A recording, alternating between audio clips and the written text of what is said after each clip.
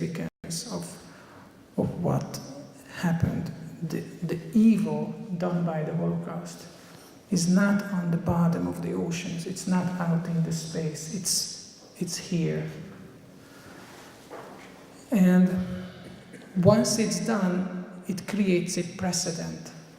And once you have a precedent, that precedent can become a pattern. And I think it has become a pattern by now. The other problem, which this is very simple. There is not a single character in Schindler's List who you can identify with, remember his or her name, and dies. Everyone survives. In other words, all the unnamed Jews, the people who don't make it into the front of the movie, they die. But it doesn't really bother you. It allows the viewer to emerge way too unharmed or unscathed, to my judgment. Every single person, I mean, you remember that little girl with the red coat, I mean, you can, but every person who you really can identify with, oh, I know his story or her story, everybody survives. Now that's what I would call Holocaust light. That's not what happened. Out of 3 European Jews, 2 was murdered. And if you're making a 3 hours movie, an account of that, you can't make a movie only about the third one, the lucky one, because that's the exception. The norm is the first 2 who didn't make it. And for that reason, when we sat down, we made a list, the sort of things we wanted to avoid. And one of the things we wanted to avoid is we didn't want anyone to cry. I think that emotional reaction is not adequate when you're talking with the tragedy of this enormity. You know, you can cry, and you should and must cry when 1, 2, 3, 4 people die, or a family member dies or something. When you come to numbers like amorphic 6 million, tears just won't do it. I think you need to be treated and touched in a different way. We didn't want to trigger an emotional response. I mean, let me just give you I just myself learned this, sort of demonstrating the enormity of the Holocaust. In June 6, 1944, what happened is the D-Day. Now, the American troops, 175,000 soldiers. They were Canadian, they were British. It is the largest army in the world's history ever under one command. And after much preparation, June 6, they stormed on the beach of France, and that we call D-Day. We all learned this in school. Now, next day, they already knew that on that one day in Normandy, 4,900 soldiers were killed in action. June 6, 1944. The very same day, June 6, 1944, there were 4 transports from North Transylvania of Hungarian Jews arrived to Auschwitz. That's 12,000 Jews. Out of the 12,000 Jews, 9,000 was immediately gassed and burned. Just about twice as much as the victims, the military casualty of the D-Day.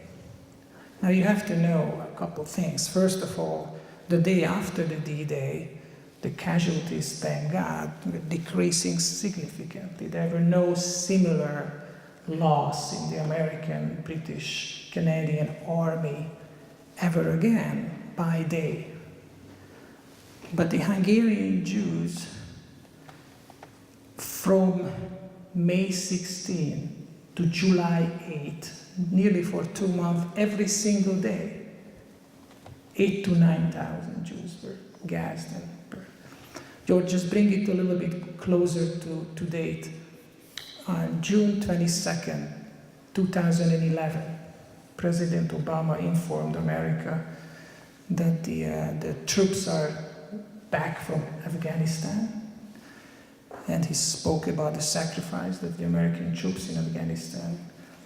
And he, mentioned that in the course of 10 years, less than 6,000 American soldiers passed away. Now I don't ever would like to bagatelize or minimize this. This is terrible. Even one is too many.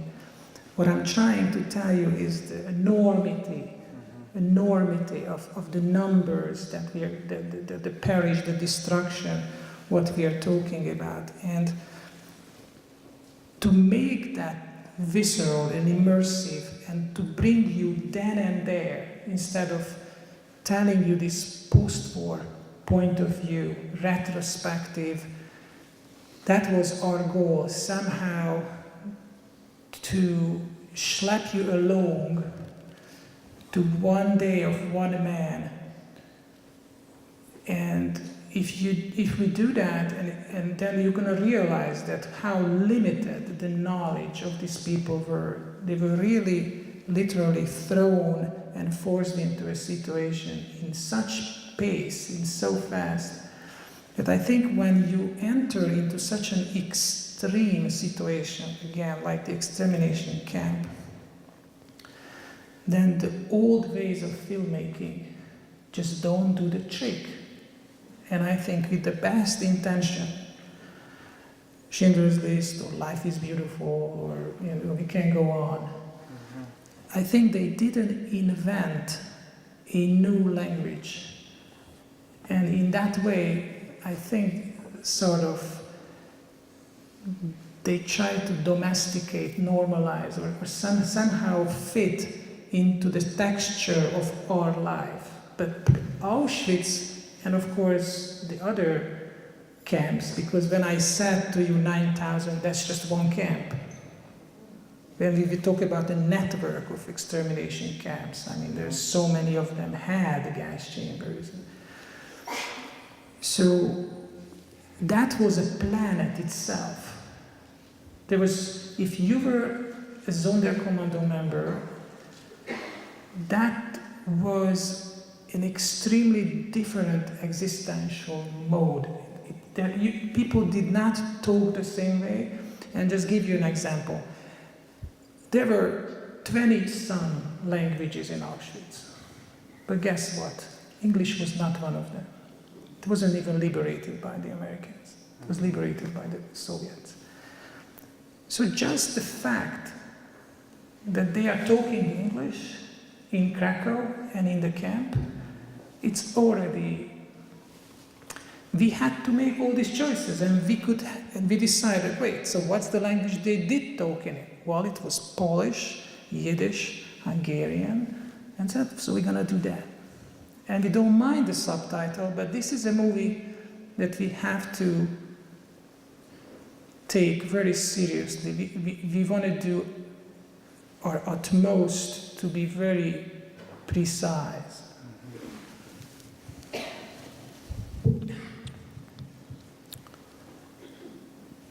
To dig into the June 6, 1944 date, just to bring it close into this community, the last clip we're going to watch is a segment of testimony from Clara Swimmer, who was arrested in Hungary and deported to Auschwitz. And the clip we're going to show is titled Arrival at Auschwitz, where she's describing her arrival there. And I've heard it many times. You know, it's playing as part of the testimonial theater in the Holocaust History Center, and I believe she says the day June 6th, 1944. So this group of people you're talking about includes Clara Swimmer and her mother. We'll see if I'm right about the June 6th date. I'm pretty certain that's the day she mentions in her testimony. A few points of contrast to make, to contrast Schindler's List of 1993 and Son of Saul in 2015. Here we saw the text about Judenrat with the definition, and the film Son of Saul begins with the definition of Sonderkommando. These are groups that have been part of very fraught discussions, scholarly discussions about the issue of collaboration. And there's a whole trajectory of thinking about that, and we'll get into that when we talk about Sonderkommando with Son of Saul. Also, I noticed, and we started with the score, and I don't think there is background music playing at all in Son of Saul unless it's the absurdity of a band actually playing in Birkenau that you hear, or blaring music coming from a speaker to mask the horrifying sounds of the reality there. And to the point about characters, I was actually, before showing the clips of Schindler's List, going to ask how many know about Yitzhak Stern, who this film is really about, but many people don't take the name away. Yitzhak Stern, who was the central, if there is a central Jewish character in the film, he's the Jewish individual working closely with Oskar Schindler. Yeah, and he's all about money. This was the survival technique or strategy they were using. And then finally, just to go back to your comments about closure, I know Claude Lanzmann also has criticized this film in many ways, and one of them is about the happy ending and trying to squeeze Holocaust into this Hollywood narrative structure. His 9.5-hour documentary film, which we'll watch one clip of here as well, ends, I believe. So he works against closure by creating a documentary that's almost 10 hours long, but also I think it ends with just the trains continuing to run along the tracks. And finally, again, this is a film really about rescue. So for the film that opens up really the American audience in terms of receivers in a very popular way of this history is about a rescuer.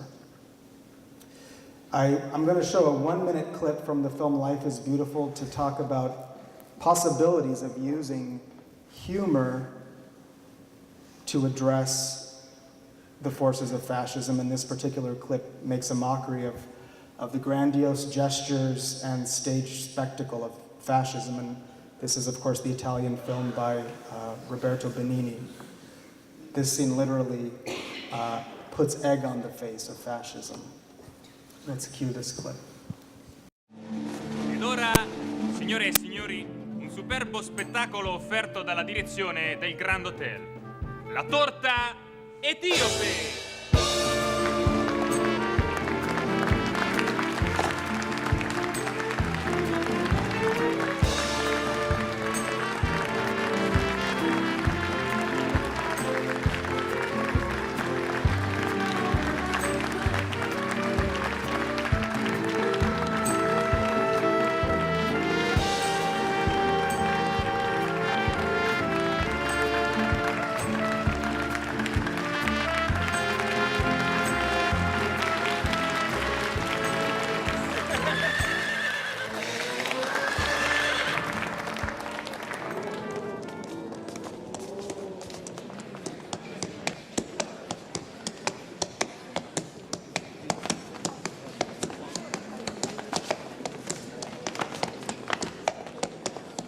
Oh, grazie! Musica, maestro!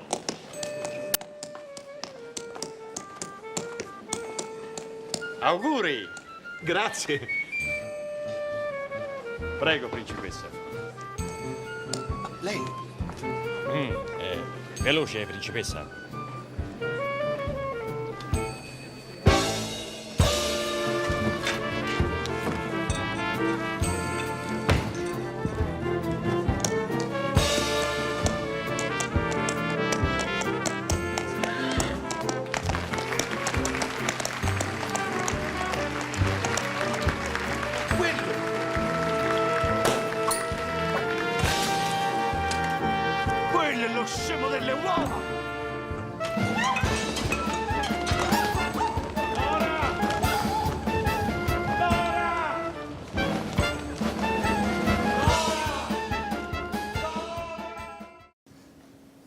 So I believe this film also won an Oscar. We had a little bit of conversation about Benigni's project earlier, and I'd invite you to comment on this project as well. He's a very learned and smart man. I happened to meet him, and you know, he got very you know, the reviews and all that, and he admitted that he wanted to entertain, and there's something very Italian about it, and I think the first half of the movie is wonderful. The problem is, of course, the second half, when basically he's falsifying history. Then he's presenting a concentration camp that has never existed. There was no such thing and could not have happened. Not that way, but not even a similar way. What he's sort of presenting you as history. Now, I don't want to sound too harsh and, you know, sort of like a European, you know, arrogant artsy-fartsy who puts down one movie after the other. That's not what I'm here for. And so in defense, not of these movies, but so to speak, the phenomenon, is that what happens after a trauma, let it be, you know, a collective genocide, or let it be just a rape in the park, is that there is denial.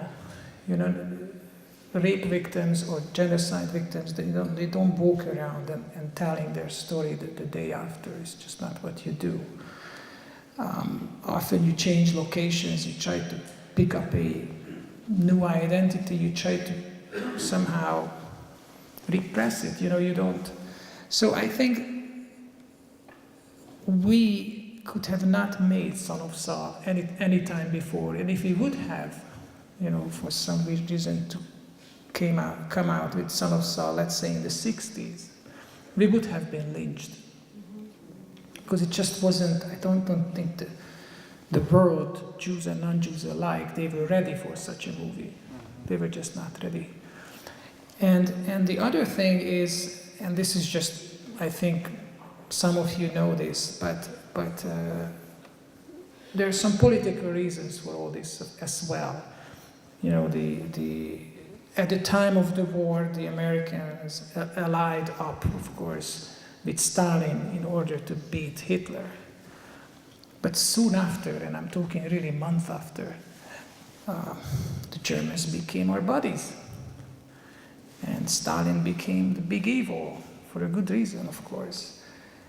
And there was a definite attempt in American politics not to talk about the Holocaust, because we need the Germans to stay on our side. We have army bases in Germany, and and a lot of Jews and non-Jews who wanted to talk about it were told to shut up.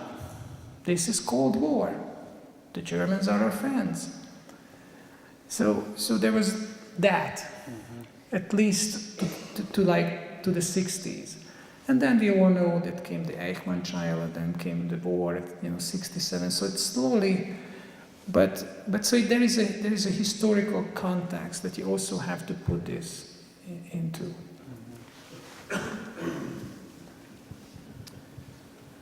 Let's move into, so there, the set you mentioned, this is Life is Beautiful is basically two films. There's the front half, which uses a lot of humor, and the second half, which uses fantasy, but it plants it inside of a fictional concentration camp. In 2010, I spent the summer studying at the Center for Advanced Holocaust Studies in Washington, D.C. with Deborah Lipstadt and Susan Suleiman, so a historian and a professor of comparative literature, and we screened several movies during that seminar, and I remember they often disagreed on the impact of these films or the importance of these films, and one of them was Inglourious Bastards by Tarantino, which had just recently come out, and Susan Suleiman, who's a professor of literature at Harvard, felt that It's a revenge fantasy. It doesn't pretend to be, it's not planting this history in any real context. It's using the Holocaust as, of course, it's the historical setting, but this is a revenge fantasy, and he, of course, followed that with Django Unchained, and Deborah Lipstadt felt the movie was a shanda for many reasons. So we'll watch 1 minute of, or did you want to, before I... I think this is the lowest point of the genre. I think this movie doesn't worth a nickel. I think it's a shame that this movie was done, and I think basically to make Nazis out of Jews, as some sort of a way to, to digest this or to process it. This could have been never done by any person who is one bit sensitive. Right? Perhaps we should skip the clip. This is the clip, this is the theater where a Jewish woman in this scene hijacks a Nazi propaganda project and uses the occasion to assassinate many high-ranking Nazis. So I asked the question also, perhaps it feels good to watch this for some, but what does it do for us in terms of meaning making or probing this history? Let's find out and watch this clip.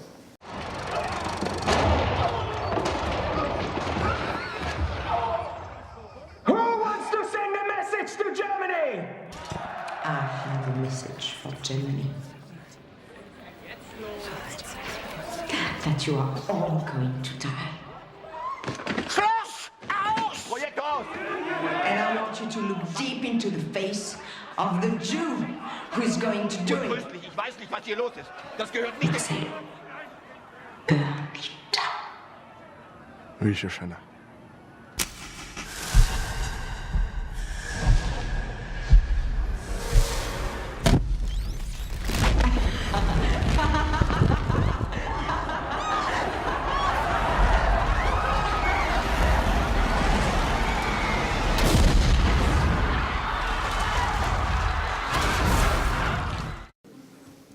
So before viewing the clip, we got your reaction.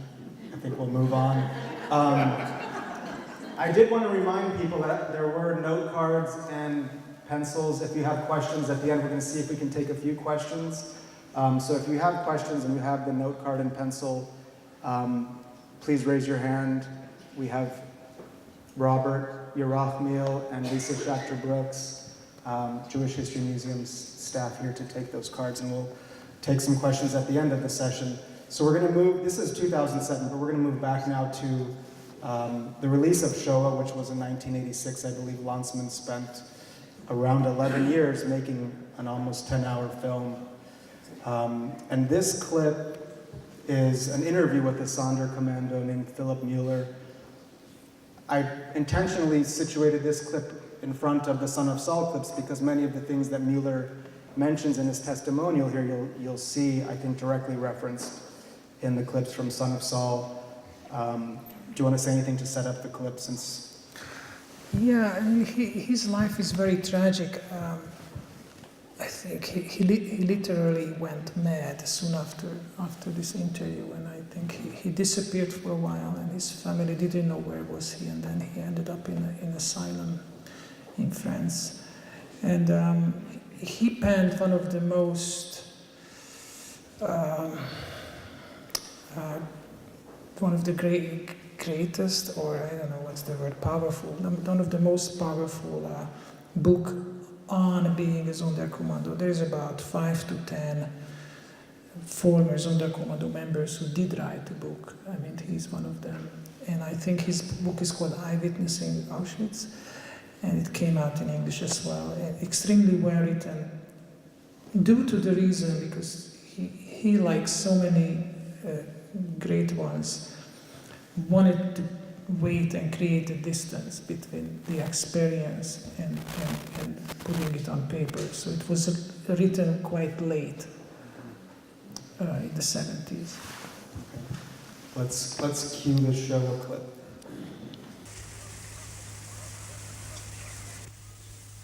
In Block 11, im Stammlager, in der Zelle Nummer 13, hauste das Sonderkommando.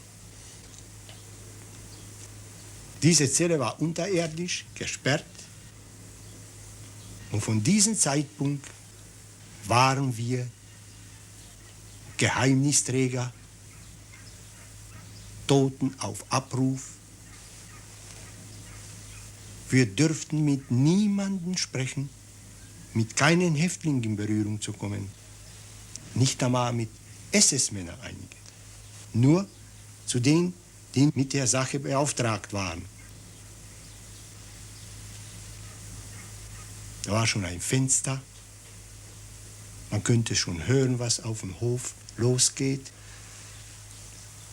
Die Exekutionen, wie die Menschen schreien, nur das Geschrei, aber wir haben nicht gesehen.